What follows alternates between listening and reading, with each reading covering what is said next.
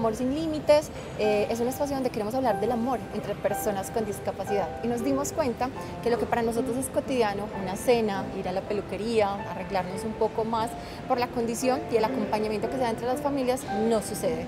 Entonces hoy queremos compartirles esta linda experiencia para que sepamos, conozcamos un poquito que lo que para nosotros es cotidiano, para otras personas simplemente es una ocasión única en sus vidas gracias a la suma de muchas voluntades.